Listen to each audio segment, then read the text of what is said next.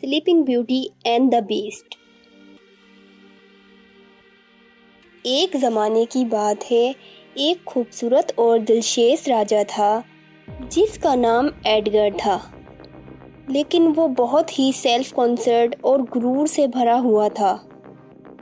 एक दिन एक बूढ़ी औरत राजा के पास आई और उससे एक तकरीर की। राजा, अगर तुम अपनी घमंड और बेकार सोच को नहीं बदलोगे तो तुम्हें एक खौफनाक सा बदला मिलेगा। राजा ने उस बूढ़ी औरत की बात को इग्नोर किया और उससे झूठा समझकर थप्पड़ मार दिया। लेकिन उस बूढ़ी औरत ने अपनी सच्चाई साबित करते हुए एक जादू का इस्तेमाल किया और राजा को एक भेड़ के रूप में बदल दिया। अब राजा का चेहरा एक भेड़िए की तरह हो गया था। उसने ना अपनी शक्ल पहचानी थी, ना अपने पुराने दोस्तों से मिल पाया।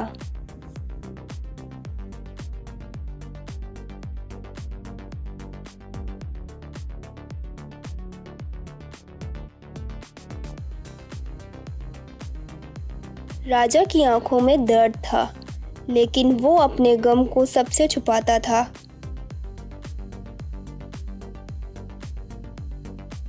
उसे ये एहसास हो गया था कि वो अब सिर्फ एक जानवर बन गया था। उसके अंदर की इंसानियत को समझने का वक्त आ गया था, लेकिन वो अपने शक्ल को बदल नहीं सकता था।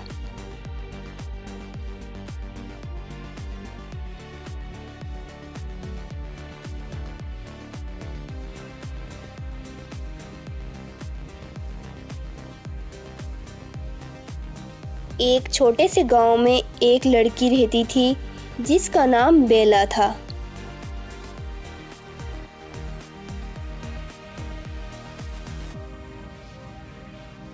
बेला खूबसूरत थी, लेकिन उसका दिल और भी खूबसूरत था।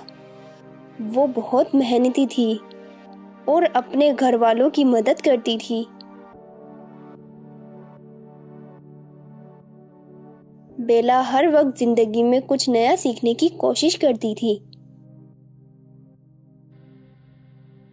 एक दिन उसने सुना कि किसी ने अपने राजा को भेड़ बनाने का काम किया था। ये कहानी उसकी जिंदगी का एक नया मोड़ थी।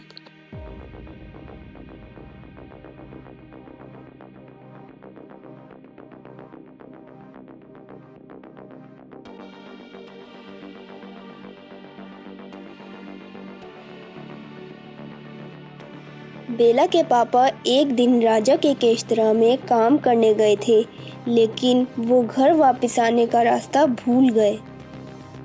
वो रात के खोए हुए थे और थक कर एक पुराने महल में छुप गए।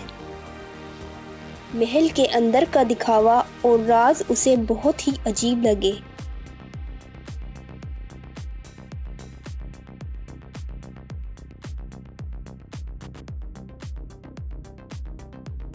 बेला ने अपने पापा को ढूंढने का सोचा और रात के अंधेरे में महल तक पहुंच गई। बेला ने महल का दीवार खोला और अंदर गई।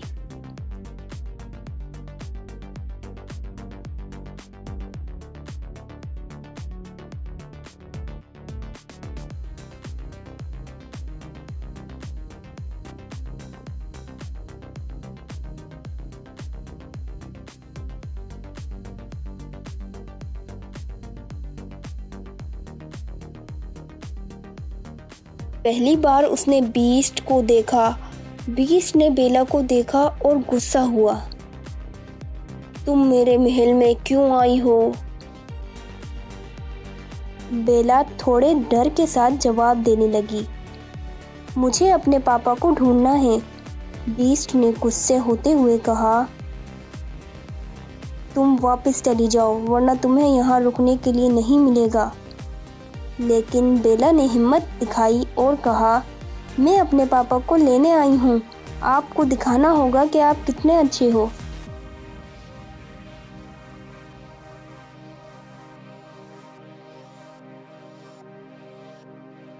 धीरे धीरे बेला और बीस्ट के बीच एक दोस्ती का रिश्ता बनने लगता है।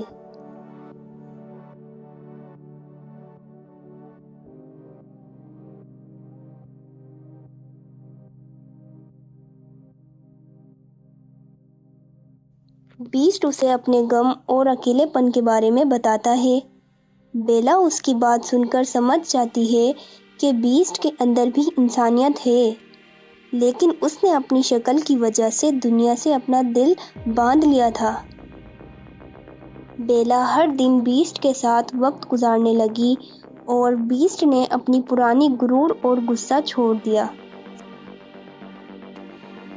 एक दिन बेला को अपने गांव से एक खबर मिलती है कि उसके घर वालों को उसकी ज़रूरत है।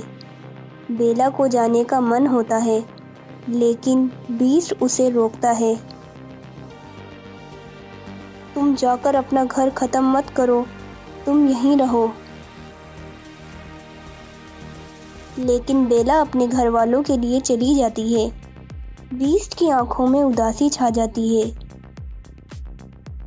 ये देखते हुए बीस्ट को समझ आता है कि उसने बेला को खोया तो वो अपनी ज़िंदगी का सबसे बड़ा नुकसान करेगा।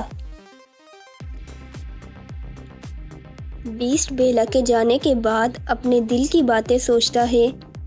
एक दिन वो अपने आप से कहता है, मैं अपनी शक्ल को नहीं बदल सकता, लेकिन मैं अपने दिल को ज़रूर बदल सकता हूँ।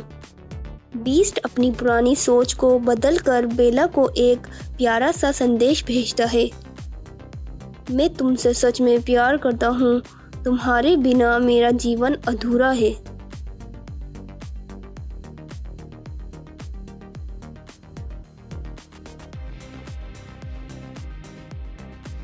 बेला अपने घर वालों से मिलके बीस्ट के पास वापस आती है।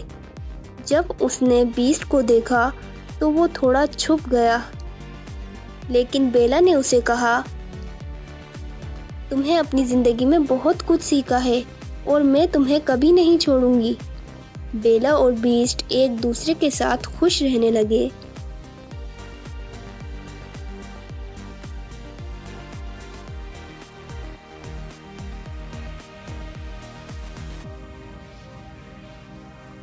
एक रात बेला और बीस्ट एक दूसरे के साथ बैठकर आपस में बातें कर रहे होते हैं।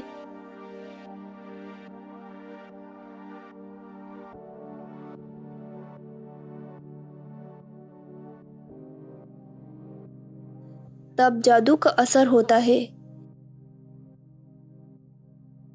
बीस्ट की पुरानी शक्ल धीरे धीरे बदलती है और राजा के पुराने रूप में वापस आ जाती है। बेला के साथ प्यार में राजा का दिल फिर से इंसानियत से भरा होता है। राजा का असली रूप वापस आ जाता है और बेला और बीस्ट के बीच सच्चा प्यार बरकरार रहता है।